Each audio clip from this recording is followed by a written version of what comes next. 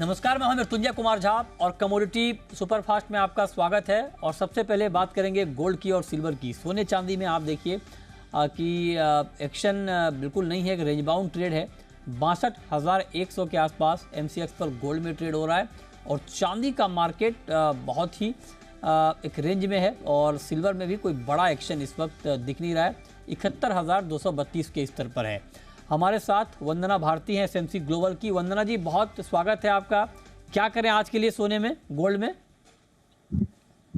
मृत्युंजय जी, जैसा बता रहे थे, बहुत डल ट्रेड है यहाँ पे और डॉलर इंडेक्स में लग रहा है कि एक पुल बैक आ सकता है, बिल्कुल साइडवेज वो भी है। तो इसके हिसाब से मुझे लग रहा है कि गोल्ड में तो एक बार 62,150 के करीब फिर से सेलिंग आ सकती है और जो टारगेट होगा तो ऊपरी स्तर पे यहाँ पे मैं बिकवाली की ही सलाह दूंगी गोल्ड में। मुझे लगता है कि यहाँ पे एक बार फिर से 62,150 के करीब बिकवाली करनी चाहिए। 62,000 का टारगेट होगा। स्टॉप लॉस यहाँ पे लगाना चाहिए 62,225 का। सिल्वर में यहाँ पे क्लैरिटी ज्यादा लग रही है। मुझे लग रहा है कि 71,200 पे भी हम सेल करते हैं तो एक बार 71,000 का जो आंकड़ा है वो टूटना चाहिए। नीचे का टारगेट होगा 70,700 का। स्टॉप लॉस करीब करीब यहाँ पे लगा के चलना होगा 71,350 का। तो मुझे लग रहा है कि दोनों ही काउंटर में सूनर और लेटर यहाँ पे एक बार सेलिंग प्रेशर फिर से देखने को मिलेगा। ओके, ठीक है। ये राय आपकी हो गई सोने पर और चांदी पर। क्रूड पर आपका व्यू, कच्चे तेल में क्या करें? इससे मुझे लग रहा है कि सेलिंग प्रेशर कंटिन्यू रह सकता है यहाँ पे। तो सेलिंग साइड में ही मैं यहाँ पे जाना चाहूंगी। करीब करीब आज के दिन में सेलिंग आ चुकी है, लेकिन एक बार 64-60 के करीब भी सेलिंग स्ट्रैटेजी को अपनाया जा सकता है। जो यहाँ पे टारगेट होगा 6380 का होगा। स्टॉप लॉस लगाना होगा 6470 का। मुझे लग रहा है कि आज से कल के ट्रेडिंग सेशन में एक बार 6380 से लेके 6370 तक के जो लेवल्स है वो देखने को मिल सकता है। ओके, ठीक है। तो ये रहा आपके हो गई कच्चे तेल पर। मेटल पर आपका व्यू क्या है? बेस मेटल में क्या करें? बेस मेटल में कॉपर ने काफी अच्छी रिकवरी दिखाई है और मुझे लग रहा है कि वो ऊपरी स्तर पे थोड़ा सा स्टेबल यहाँ पे रह सकता है। लेकिन मूवमेंट अगर डाउनसाइड का ही देखें तो क्लैरिटी ज्यादा जिंक में है। 213 के करीब यहाँ पे बिकवाली की ही सलाह रहेगी। 211 का टारगेट होगा। स्टॉप लॉस यहाँ पे लगा के चलना चाहिए 214 रुपए का। धीरे धीरे मुझे लग रहा है कि प्राइसेस एक बार 210 की तरफ भी दिखा सकता है जिंक में। ओके, ठीक है। तो ये रहा आपकी हो गई मेटल के ऊपर। अब आते हैं क्रूड पे। कच्चा तेल आपको कैसा लग रहा है? क्रूड में अगर थोड़ा पोजिशनल ट्रेड लेना हो तो क्या करना चाहिए? क्रूड में मृत्युंजय जी मुझे नहीं लग रहा है कि बहुत स्ट्रांग कमोडिटी है। 6,000 से नीचे ये कमोडिटी बहुत ज्यादा नहीं टिकती है। 5800-5700 के करीब यहाँ पे फिर से बाइंग आ जाती है। फिलहाल में मुझे लग रहा है कि प्राइसेस एक शॉर्ट टर्म में फॉल दिखा सकता है। यहाँ पे 6350 से लेके 6300 तक का जो एक मूव है वो देखने को मिलेगा, लेकिन वहां से बाइंग फिर से रिटर्न आएगी और अपसाइड जो है कहीं ना कहीं 6600 के करीब केप्ट है। तो मुझे लग रहा है कि इस कमोडिटी में 7300 से लेके 6600 तक एक बार सेलिंग और बाइंग दोनों की अपॉर्चुनिटी इसमें मिलेगी, जब तक कि यहाँ पे पीक डिमांड सीजन क्रूड का नहीं आता है। अच्छा, नेचुरल गैस पर कोई व्यू आपका वंदना जी? एनजी में कुछ लगता है आपको करना चाहिए? बहुत संभल के चलने की मार्केट है। ये काफी दिनों के बाद एक पुल बैक दिखा रहा है, लेकिन बहुत ज्यादा इस पर रिलाई नहीं करना होगा। अभी बॉटम आउट मेरे हिसाब से ये नहीं हुआ है और काफी स्ट्रॉन्ग रीजंस यहाँ पे है, क्योंकि क्रूड इसका प्रोडक्शन मतलब क्रूड के साथ हो रहा है, यूएस में बाय प्रोडक्ट की तरह हो रहा है और काफी रिकॉर्ड प्रोडक्शन की तरफ ये जा रहा है। तो इस कमोडिटी में आज के दिन में थोड़ी सी यहाँ पे कह सकते हैं कि पुल बैक आया है। 133 के करीब यहाँ पे एक बाइंग की सलाह रहेगी। 137 का टारगेट होगा। स्ट्रिक्ट स्टॉप लॉस लगाना होगा 131 का। मुझे लग रहा है कि इतनी गिरावट के बाद एक बाउंस आ रहा है, लेकिन इस बाउंस को यहाँ से एक सपोर्ट बनता हुआ नजर आ रहा है। इसमें कंफ्यूज नहीं होना होगा। बस ये इंट्राडे एक बाइंग मुझे लग रही है। ओके, ठीक है। तो इस पर आप नज़र रखिए। इंटरडे की बाइंग आपको लग रही है। अब आते हैं एग्री पे। एग्री में कुछ आपको दिख रहा है? अगर हम जीरे से शुरुआत करें तो जीरा आज दिख रहा है, तेजी टिकेगी। क्या करें जीरे में?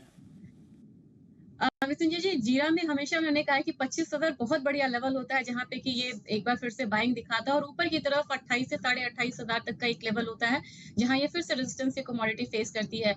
अभी यहाँ पे फिर से ये कमोडिटी सपोर्ट से उठी है और आज के दिन काफी अच्छा ट्रेड हो चुका है ऑलरेडी 4.5% का। तो मेरे ख्याल से यहाँ पे बाइंग नहीं रहना चाहिए। 27,100 के करीब या 27,000 के करीब भी यहाँ पे अगर बाइंग करते हैं, ऊपर में मुझे प्राइसेस लग रहा है कि एक बार 27,600 आएगा।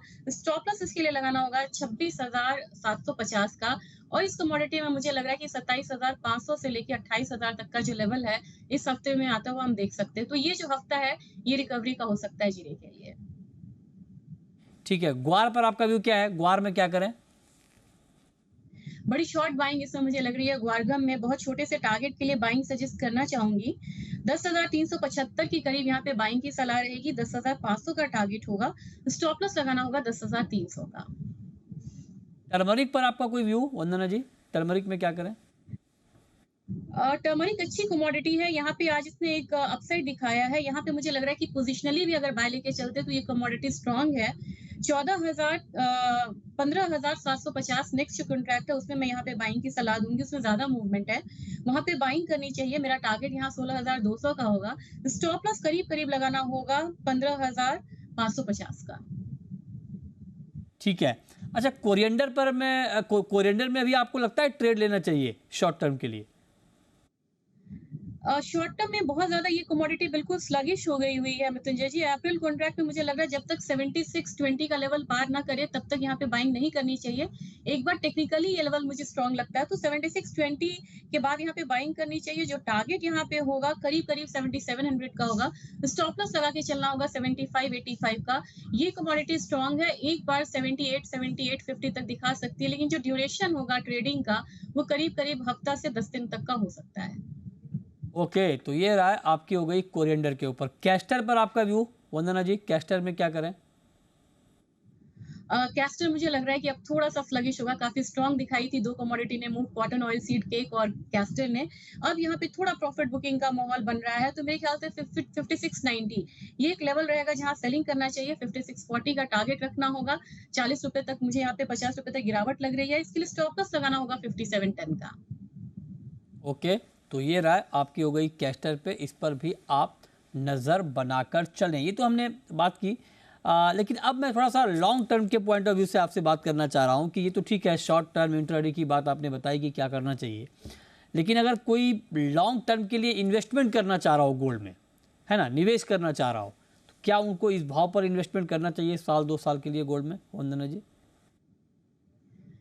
मृत्युंजय जी, मेरे पास बहुत सारे रीजंस है जिसको देख के मैं बोलना चाहूंगी कि यहाँ पे उनको बिल्कुल करना चाहिए। एक तो क्या है कि 24 को इलेक्शन ईयर माना गया है। इलेक्शन ईयर जब भी रहा है और काफी बड़े बड़े कंट्रीज हैं यहाँ पे इलेक्शंस हैं, तो टॉप इकोनॉमीज में तो जब भी इलेक्शन ईयर रहा है तो गोल्ड में एक तो यहाँ पे निवेश जो है वो बनता है। सेंट्रल बैंक्स की बाइंग यहाँ पे हो रही है। कंसर्न ईटीएफ आउटफ्लो का है, लगातार 3 सालों लोगों ने आउटफ्लो आता हुआ देखा है, लेकिन इक्विटी की वैल्यूएशन अभी ओवर वैल्यूड है और एक एक्सपेक्टेशन है इस बार करेक्शन का।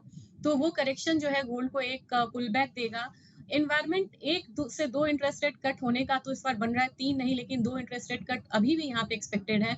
तो मेरे ख्याल से 2 साल का आपने टाइम पीरियड बोला है, ये 2 साल में कम से कम हम 5 इंटरेस्ट रेट कट आता हुआ एक्सपेक्टेशन है कि हम देख सकते हैं। तो 5 इंटरेस्ट रेट कट में गोल्ड में कम से कम यहाँ पे 10 to 15% तक का जो रिएक्शन है वो यहाँ पे आना चाहिए, अगर हम हिस्टोरिकली इसे कैलकुलेट करें तो मेरे ख्याल से इन्फ्लेशन भी बहुत ज्यादा लो यहाँ पे नहीं है, कंसर्न है। और एक अगर ट्रिगर यहाँ पे अच्छा हो जाता है वो है मॉनसून। अगर मॉनसून यहाँ पे बढ़िया होता है तो मेरे ख्याल से फिजिकल बाइंग इंडिया में भी अच्छी होगी। तो central banks buying, physical buying यहाँ पे अगर अच्छी हो जाती है तो ईटीएफ बाइंग को वो कवर अप कर लेगा, ईटीएफ आउटफ्लो को वो कवर अप कर लेगा। और मेरे ख्याल से 2 साल जो है ये जाना जाएगा इंटरेस्ट रेट कट के लिए, तो उसकी वजह से भी हम यहाँ पे गोल्ड में एक अपसाइड आता हुआ देख सकते हैं। तो करीब करीब अगर हम रियलिस्टिक टारगेट लेके चले, बहुत एक्सट्रीम साइड हमें नहीं जाना चाहिए, रियलिस्टिक टारगेट यहाँ पे अगर हम लेके चले तो मेरे ख्याल से 68,000 से 69,000 तक का 2 साल का यहाँ पे टारगेट लेके हम चल सकते हैं। अगर रैली यहाँ पे मेजर हुई तो मेरे ख्याल से एक बार 72,000 का लेवल कोई बहुत ज्यादा यहाँ पे गोल्ड के लिए नहीं होना चाहिए। ठीक है, तो ये कुल मिलाकर आपकी राय है लॉन्ग टर्म के लिए गोल्ड पर कि लंबे समय के लिए आपको सोने में करना क्या है। ओके, ठीक है।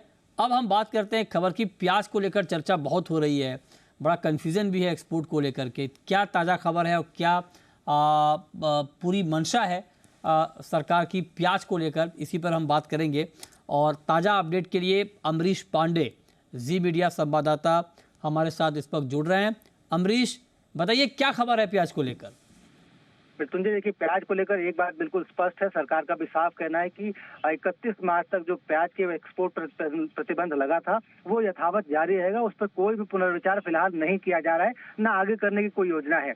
इसके साथ साथ प्याज की कीमतों पर लगातार सरकार मॉनिटरिंग कर रही है और स्पष्ट तौर पर यह कहा जा रहा है कि जब तक नई फसल नहीं आ जाती है तब तक एक्सपोर्ट को और बढ़ावा नहीं दिया जाएगा। जो G2G के कुछ कंसाइनमेंट है, जिनको अप्रूव किया गया था, उसके अलावा कोई नया जो रिक्वेस्ट भी सरकार के पास नहीं है। तो फिलहाल मार्केट में अवेलेबिलिटी और अफोर्डेबिलिटी दोनों ही बनाए रखने की सरकार की कोशिश है कि नए। हाँ अमरीश, ये बात आप कह रहे हैं कि 31 मार्च तक एक्सपोर्ट खोलने का कोई इरादा नहीं है। अभी जो खबर आई थी कि G2G गवर्नमेंट टू गवर्नमेंट के लेवल पर कुछ एक्सपोर्ट को मंजूरी मिली है, वो क्या था? देखिए मृत्युंजय, जब भी हम किसी जो WTO की ट्रीटी है उसकी शर्तों के अनुसार हम कंप्लीट बैन किसी भी कमोडिटी पे नहीं लगा सकते हैं, तो सरकार के पास एक क्लॉज होता है जहां पर ये होता है कि अगर सरकार किसी विशेष देश की आग्रह पर उनके यहाँ किसी विशेष परिस्थिति में उसकी कमी हो रही है, दाम बढ़ रहे हैं, उसको नियंत्रित करने के लिए कोई आग्रह करती है तो सरकार उस पर विचार कर सकती है। और यही आग्रह था उन 6 देशों से जो कि सरकार ने अपने स्तर पर एक इंटरनेशनल कमेटी में 3 लाख टन उन देशों को भेजा जा रहा है ना सरकार के स्तर पर।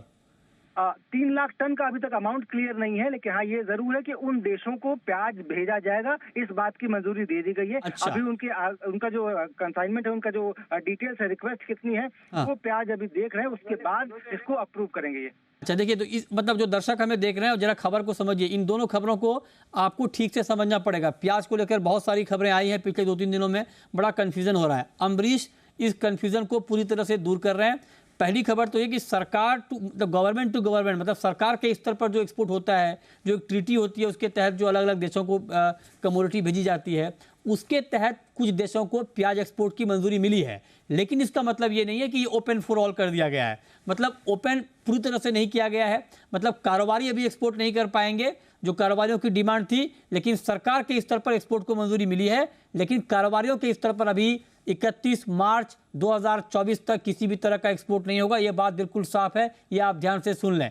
दाल को लेकर कुछ हुआ है अमरीश? दालों को लेकर भी दाल को लेकर लगातार समीक्षा थी और मैं अपडेट अभी प्याज के मामले में एक और अपडेट दे दूं कि अगले हफ्ते एक समीक्षा बैठक बुलाई जा रही है। तो उसमें जो एक्सपोर्टर्स हैं देश के, जो उनको भी बुलाया जाएगा, साथ साथ जो बाकी स्टेक होल्डर्स हैं, सरकार के जो अन्य डिपार्टमेंट्स हैं, वो सब मौजूद रहेंगे और ये देखा जाए कि अभी हमारे पास कितना स्टॉक है प्याज का, कितना बफर है। अगर हम कुछ और इसमें फैसला लेते हैं या फिर कोई ऐसी क्राइसिस हो सकती है तो हमको अगर इमरजेंसी कंडीशन में कुछ प्याज रिलीज करना पड़ेगा तो किस तरीके से हम उसको आगे बढ़ सकते हैं। क्या वापस से जो NCCF और नेफेड के जरिए जैसे प्याज सरकार बेच रही थी, वापस उस स्ट्रेटजी पे आगे जाना पड़ेगा? इसको लेकर एक समीक्षा बैठक अगले हफ्ते है। लेकिन दाल पर सरकार की समीक्षाएं लगातार जारी हैं। अब सरकार 2 स्थिति में है। पहला तो ये कि गवर्नमेंट टू गवर्नमेंट डील करके वो कॉन्ट्रैक्ट फार्मिंग कराएगी उन देशों में जहां से हमने प्याज नहीं लिया, कभी दाल नहीं लिया था।